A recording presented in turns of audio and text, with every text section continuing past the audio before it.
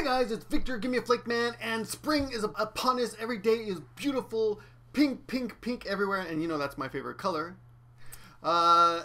Tokyo Kuni has just put out a video a couple days ago saying he's going to be holding the annual YouTube Hanami party on April 6th. Please check his channel for details regarding that.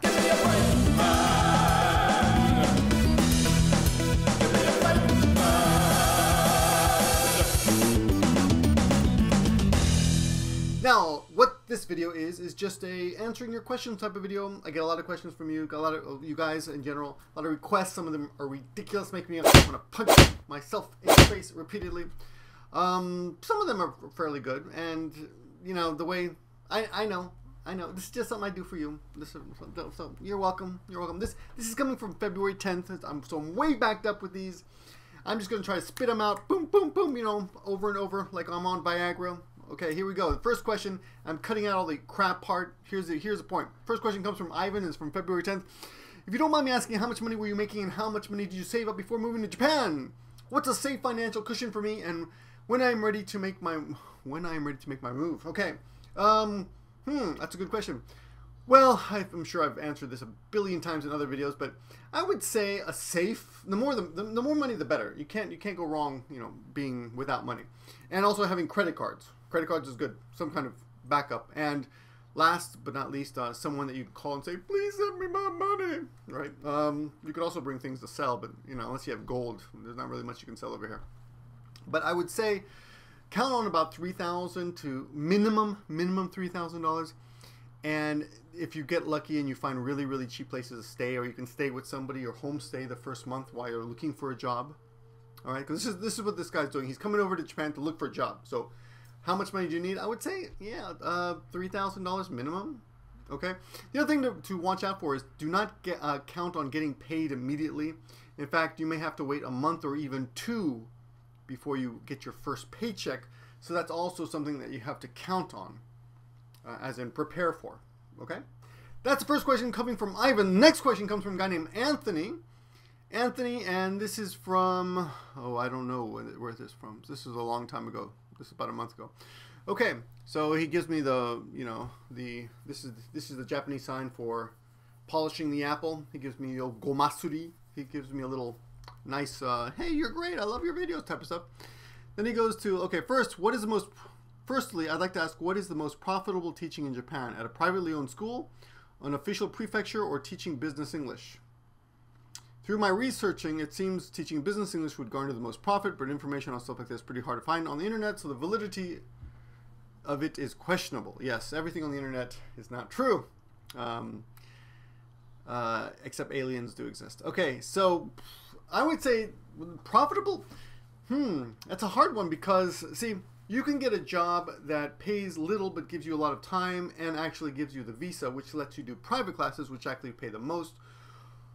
However, there's also things called university jobs, but you can only get those if you have a master's usually, or you really know someone really well and they introduce you. So there's that too. The JET system, I think, is really, really good if you come in on JET because they help you out, they help you get established, and they usually give you a lot of time. And you don't have to do much. It's psychologically not, it's pretty easygoing. You know, one of the problems with teaching is that if you actually try, like I do, and prepare, then you're psychologically drained. You're tired, right? And it kind of saps your energy and your creativity. I often feel like, oh, I'm too tired to think of anything creative to do. So, which is not why I'm making this video, because I don't have any creative ideas, just because I'm answering your questions. But anyway, also, what are the next part of the question? What are the requirements to teach at an official prefecture? I currently hold a BA in English and minored in adolescent teaching for grades 9 and 12. I think he meant at an official school. Well, if you take a test, Japanese, I have many of my students are actually teachers at schools, and then you have to take a test to get your teaching license, so to speak, especially at the high school level. I have a student who recently had been teaching elementary school, and then she took a test, so she's qualified to teach at the high school level.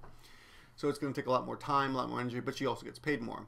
So there's that, and it's a hard test to pass. I know a guy here in Japan who's lived a while his Japanese is excellent. He's taken the test 3 times and he's always failed. So I would say unless your Japanese is amazing, then don't count on teaching on the same level as a high school teacher at a high school, unless you were hired specifically just to be that teacher. So they, of course, those are different jobs, and there's quite a few people here in Japan who do that. You work at a high school, but you're not actually the same level. You're basically a hired gun who comes in to teach English.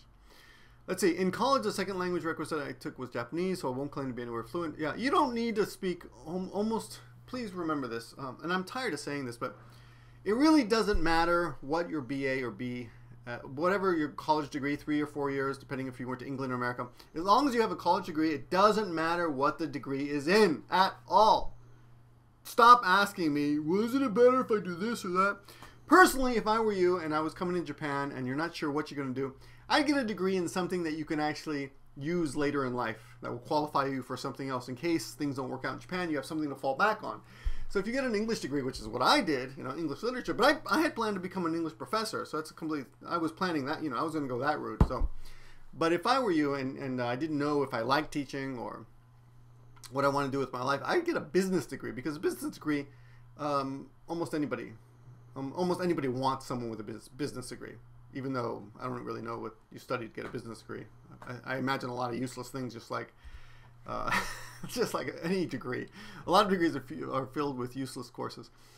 But I would say, yeah, don't worry about that kind of degree. And you don't need any of those. If you have a college degree, you don't need any of those extra teaching credentials. Though I suppose they're helpful, but you really don't need them. And you don't need to speak any Japanese at all. I know lots of people. It's embarrassing. I feel embarrassed that they're foreigners, because I know guys who've been here for over 20 years, 25 years, who can barely put a sentence together. Seriously. So they just know how to shop.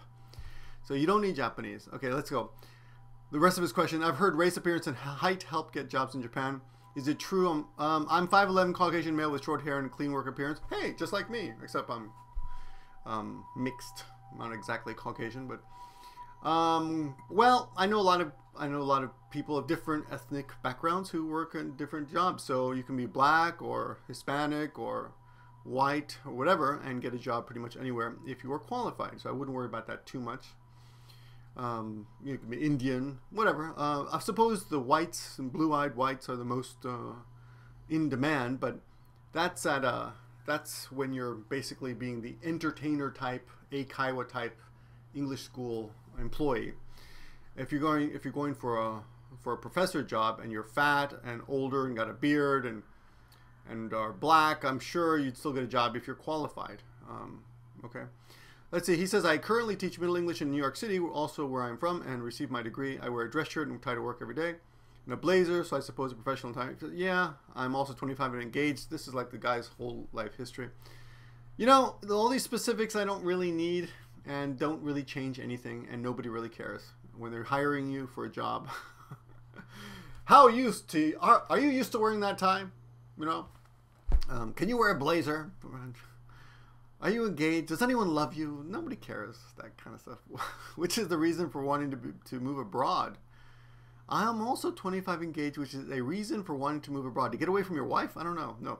It's been my fiance's dream. Fiance? I want to say Beyonce. Fiance's dream for a while, and I figure the current field I am permits me to be able to travel and work in many countries.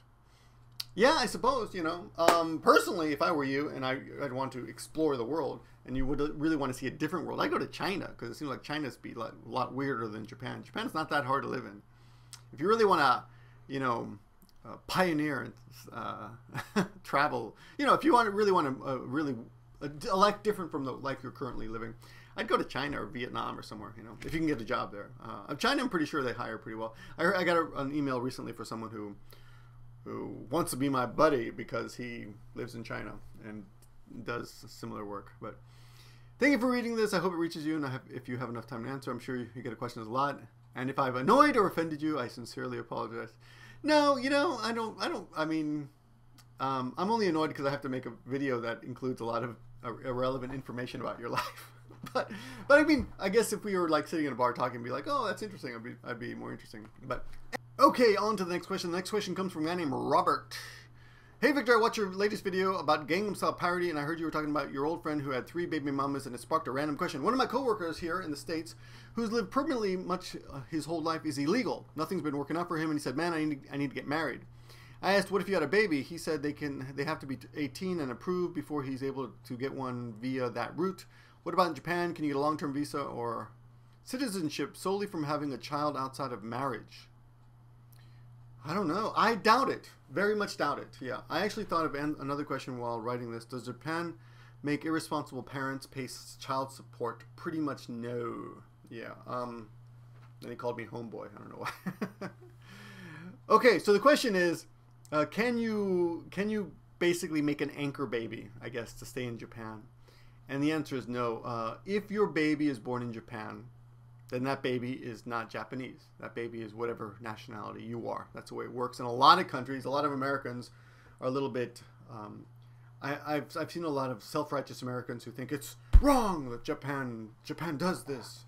But it's basically, a lot of countries work this way. A lot of countries have laws that protect their citizens. And if you come over and have a baby, that they don't necessarily consider you a citizen. So being born in Japan does not mean you're Japanese automatically. Okay. And anything else about this? Does Japan make irresponsible parents pay child support?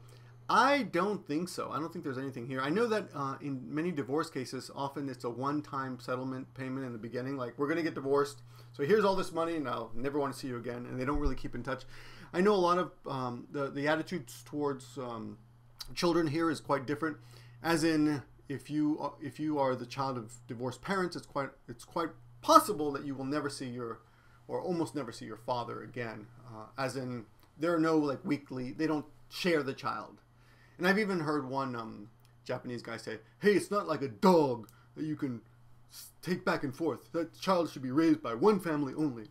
So they don't do a lot of that sharing. Though, you know, it's always these questions are kind of irrelevant for one reason. We are all human beings. We're all individuals. Recently, one of my wife's good friends, very good friends, got married to a guy. They're both Japanese. Got married to a guy who has a kid from an ex-gaijin girlfriend. So my wife's good friend has now adopted, for all practical purposes, I don't know if it's official, she's adopted this child, and she will now be the stepmother of this child, who's actually half her new husband and half the gaijin woman who has since fled the country. I don't really know the details of that. But anyway, okay, that's about it. Anyway, that's the end of this question answer period. Thanks for watching, guys. I will be back with another one of these in the near future, as these do not take much time to make. Thanks for watching, and do me a favor and support the video by licking it, liking it, sucking it, punching it, you know, stroking it maybe, and thumbs up and all that crap. Thanks for watching. Talk to you soon. Bye!